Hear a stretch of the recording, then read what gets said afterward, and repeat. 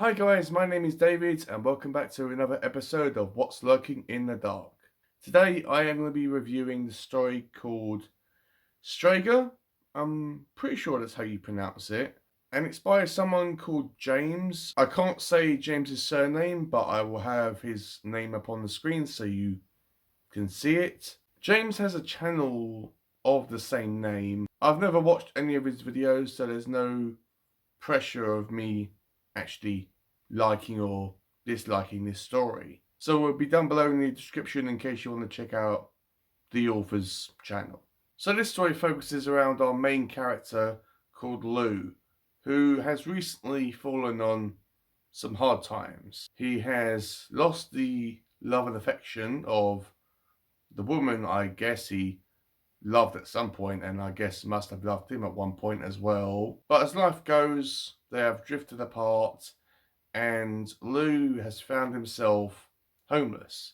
He's living on the streets, and he is living rough. He's living down an alley, and he's trying to get by, but yeah, he's doing what he can. We do get flashbacks of, well, a brief flashback rather, of when he was with his ex-partner, and even back then there wasn't really much, of a romantic relationship between them. They just were in the same room and they were just ignoring each other, and yeah, just how it goes, I suppose. But while Lou is living on the streets, he steals a bar of soap, I think from a hotel room. He goes to a lake where he wants to essentially wash himself and have a bath. And when he's washing himself in this lake and it's really dark out, and I'm pretty sure there's like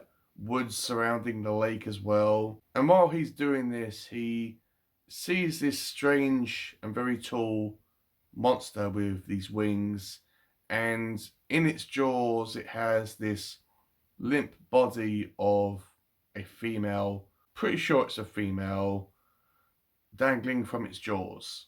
At first, the monster doesn't see Lou, and he just goes about devouring and chewing on this latest victim. But then the monster, or the beast, sees Lou, and yeah, they have kind of a altercation. Lou tries to run off. The monster, because it's got wings, flies out and tries to grab Lou and try to claw him and try to like grab hold of him and lift him up into the air, which happens I think once or twice with some of the victims, which I think is really cool.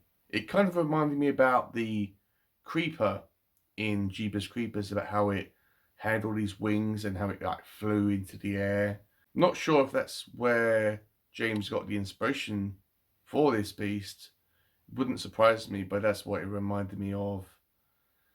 And later on in the story, Lou's survived this, and we see him recovering in a alleyway which he's called home. The monster is there as well, and it's kind of lurking in the shadows and skulking around trying to find its next victim. So that is pretty much the story. We don't get to know what the creature is. We don't need to know what its name is. We don't know where it came from. We don't need to know its motivations. Well, what we do know is that it has a intelligence. It knows how to plan. It knows how to survive. And at the end, where it's in the alleyway and it's in the city, it kind of reminded me a lot about a episode, I can't remember what it's called, of the X-Files, where Mulder and Scully are like in the city at night and they're trying to hunt down all these Bigfoot creatures. Hopefully I've explained that properly. But that's more or less what it kind of gave me the thought about. And that's what my mind was drawn towards, about how Mulder and Scully are in the alleyway at night and how they see a shadow there and they hear a noise there and all this like smoke and steam coming up everywhere, and it just kind of put my mind back to that episode of the show. So my overall thoughts on this story was, it was a very easy story to read. A very, it was a story that was very familiar to me. It was written in a very good way. It had a flow to it. Yes, it's not as action-packed as a lot of stories are, whether they're in this collection or not. Yes, the subject matter of a homeless man can be very, not the most uplifting story ever. But I like the characters, I like the monster, I like the way that James, the author, describes certain things.